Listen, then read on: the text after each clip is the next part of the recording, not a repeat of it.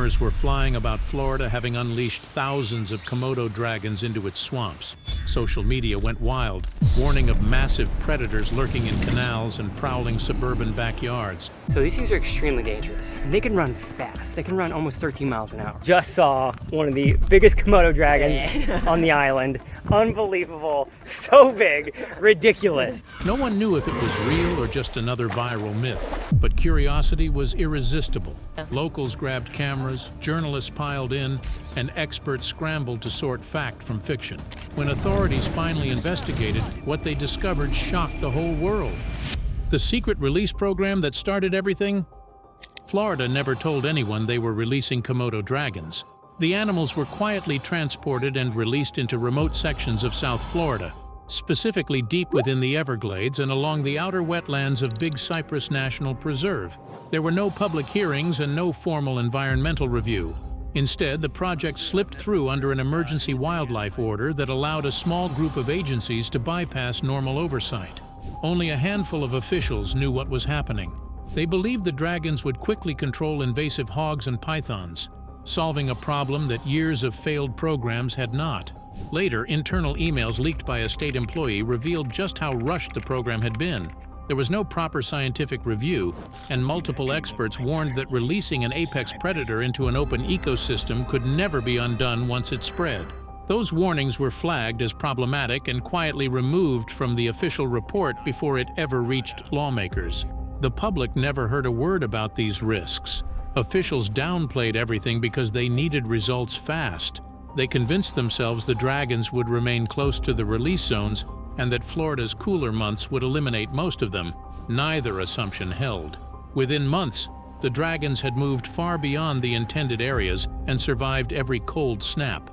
Residents began reporting massive, unfamiliar creatures. The Nile monitor lizard is now being spotted in neighborhoods throughout South Florida in what appears to be larger number. But no one was told what they were seeing. The truth stayed hidden. As the dragons multiplied, pets and livestock began disappearing across rural communities. Questions piled up, but officials refused to respond. Each unanswered concern made the situation worse. The secrecy did not just hide a mistake. It set the stage for something far more dangerous that was already unfolding. The suppressed reports that predicted disaster. Within weeks of their release, field biologists began sending urgent warnings to state officials. They documented dragons moving faster than anyone expected, feeding at alarming rates and showing early signs of nesting. One biologist wrote in a private memo, "These animals are spreading faster than any large predator we have ever tracked."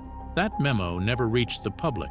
Another internal report went further, predicting that dragons could reach 2,000 individuals in less than 3 years if food remained abundant.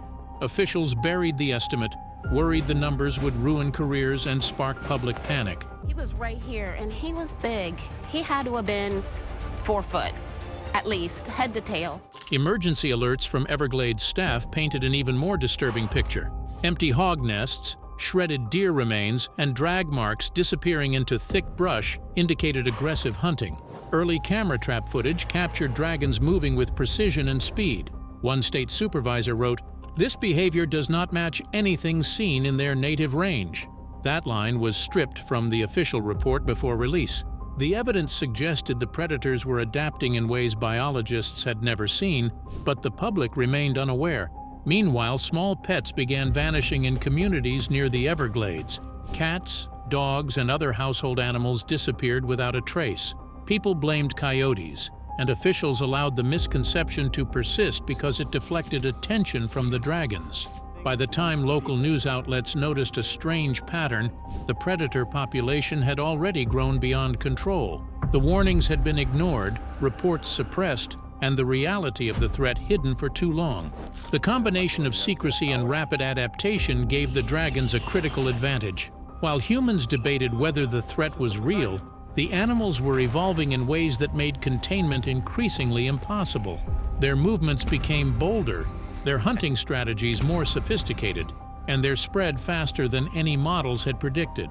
Every suppressed memo and hidden report contributed to a growing blind spot. Officials had the data but chose to protect themselves instead of alerting the public. By the time the truth began surfacing, it was already too late to prevent large-scale impact. Communities would soon face predators moving with unmatched efficiency, and the consequences of buried warnings would ripple through neighborhoods, farms, and wildlife areas alike. As the reports were buried, the dragons evolved in ways that made the truth even harder to hide. The behavior scientists never expected. Komodo dragons normally hunt during the day in Indonesia, but Florida changed everything. They started shifting into partial nighttime activity. Camera traps on farms captured dragons walking through fields after midnight, a behavior never seen before. Hunting under cover of darkness allowed them to catch hogs and deer without risking encounters with alligators. It also gave them free rein to move into suburban areas while residents slept, completely unnoticed. Another surprising pattern emerged near drainage canals. Experts believe the waterways acted as natural highways for the dragons. A leaked note from a Department of Wildlife official described the behavior. They are navigating the water systems like they were designed for them. Florida had become a perfect habitat. Food was abundant, the climate was stable, and nothing slowed their expansion. The dragons were adapting to their environment faster than anyone had anticipated. Residents living near the canal networks began noticing unusual signs, but their reports never made it past local offices. Sitting right here just chilling out, it ran between the fence, but every time I've seen it come up, and like I've even heard it come through the fence. Scraping sounds carried through the night. Claw marks appeared on sheds, fences, and boat ramps. Pets vanished. In one neighborhood, 2 dogs disappeared from the same street in a single week. When residents called it in, officials quietly logged the complaints and dismissed them as exaggerations or rumors. Losses were blamed on bobcats, despite the absence of tracks or any prior activity in the area. Internal briefings show that early sightings were deliberately downplayed to avoid public panic. While the public was reassured, the dragons were already moving north, spreading into areas labeled low risk. The implications for wildlife and nearby communities were enormous. Each night, the animals grew more confident, expanding their territory and refining their hunting patterns. They moved through wetlands, suburbs, and access roads with the same ease. Yeah, he likes to smell the blood. Showing a level of adaptability that unsettled even seasoned biologists. Their behavior suggested planning, not random movement. As sightings increased, officials continued to wave them off as misidentifications or online speculation, but neighbors began comparing notes. Different streets reported the same sounds, the same marks, the same disappearances. What had been treated as isolated incidents started forming a pattern that could no longer be explained away. Florida had crossed into a new phase. The dragons were no longer contained along the wild margins of the Everglades. They were pressing into human spaces, testing boundaries, learning routines, and exploiting blind spots. What began as quietly suppressed warnings in the dark had turned into a visible, coordinated presence that officials could no longer deny. Neighborhoods face a predator no one was warned about. By the 3rd year, the dragon population had grown far beyond early expectations. Sightings were rare, almost non-existent. In fact, only one confirmed incident ever reached local officials. A resident reported a large reptile briefly appearing in a backyard near a canal before slipping back into tall grass. Families kept children indoors, afraid to let them play outside. Farmers reported goats, pigs, and calves gone overnight, leaving deep claw marks behind with no clear explanation. Insurance companies quietly updated risk lists to include large reptile predation months before the state officially admitted dragons were present. The first neighborhood evacuation happened after a construction crew uncovered a nesting site near a school. Over 50 large eggs were found. The state removed them, but parents were never told what species they belonged to. A worker later leaked photos showing the eggs were nearly twice the size of python eggs, evidence of a predator far larger and more dangerous than anyone expected. At the same time, questions surfaced around a handful of hikers who went missing along old swamp trails. There were no signs of a struggle and no clear evidence of an attack. Search teams recovered abandoned backpacks and scattered gear, but what unsettled investigators most were the asterisk long, dragging trail marks carved into the sand asterisk, as if something heavy had moved through before the teams arrived. Officials could not confirm the source, but many quietly suspected asterisk Komodo Dragons asterisk, which are known to leave deep, sweeping tail grooves as they travel. Authorities stressed that Komodo dragons rarely attack humans and typically do so only when provoked. Even so, rumors spread that the missing hikers might have been asterisk tracking or hunting the animal's asterisk, unintentionally provoking a defensive encounter. Beyond the trail marks, however, there were asterisk no footprints, no blood, and nothing that matched typical Komodo predation asterisk, leaving the events murky and contradictory. Officials publicly blamed pythons, despite the fact that the bite patterns and ground disturbances did not match any known snake.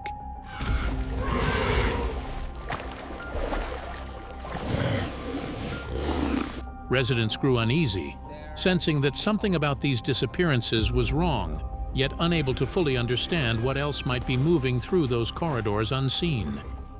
The dragons were no longer confined to the edges of the Everglades. They had moved into human spaces using roads, canals, and abandoned fields.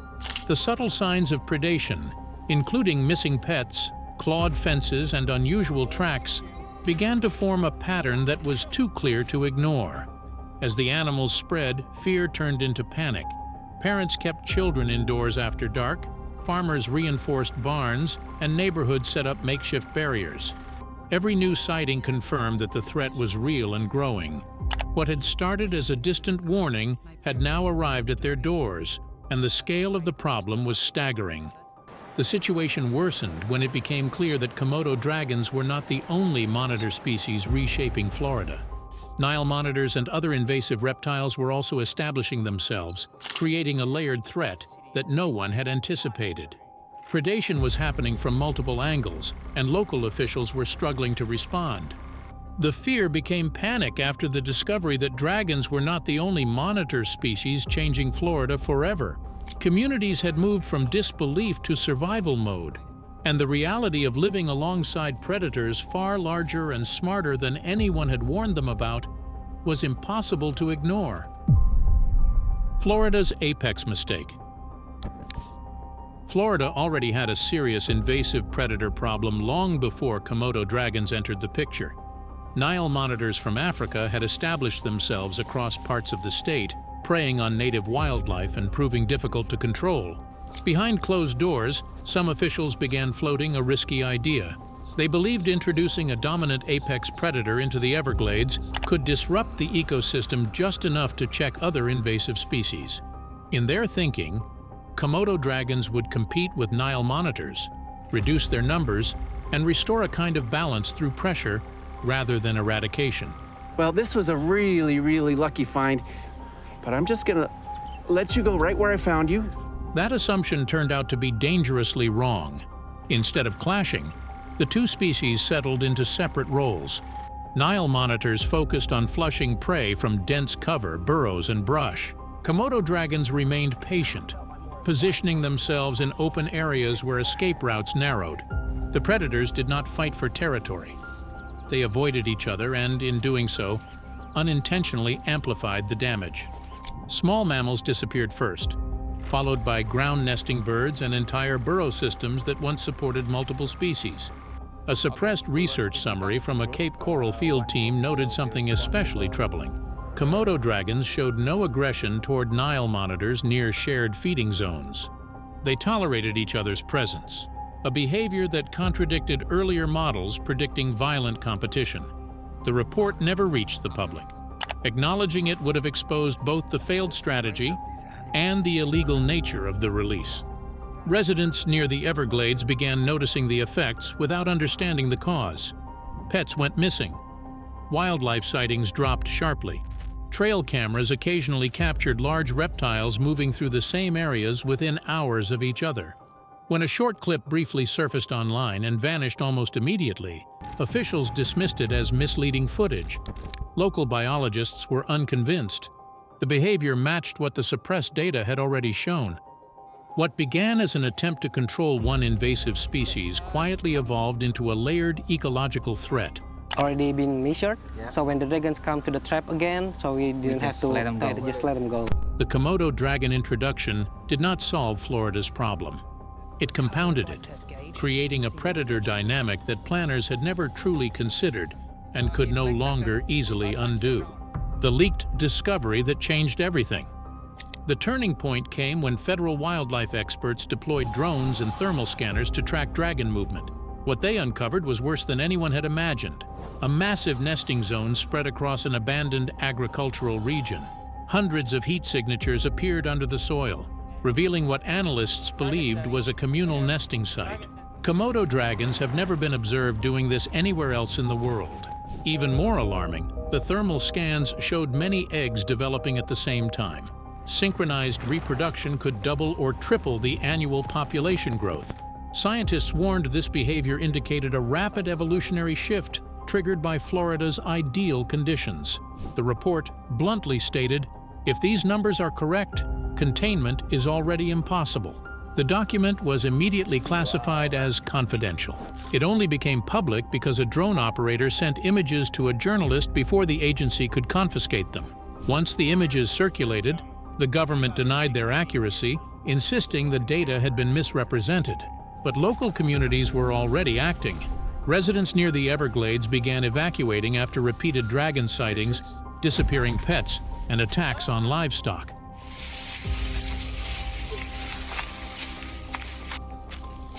By the time officials spoke, the predators were no longer hidden. The leak forced a reckoning. It showed that the dragons were not just surviving, they were thriving, spreading faster than models had predicted, and evolving behaviors that made control nearly impossible. Every new report confirmed that the reptiles were no longer just a localized threat. They had created a self-sustaining population with the ability to expand across the state. This discovery shifted the narrative from a manageable invasive species problem to an urgent crisis. Residents who had dismissed early warnings now understood the stakes. Families moved children indoors, farms set up protective fencing, and local governments scrambled to respond. The thermal maps showed just how far the dragons had already spread and how quickly their population could explode. After this point, the state could no longer hide the truth. The final admission revealed just how little control remained. The predators were everywhere, and the idea of containment had become almost a fantasy.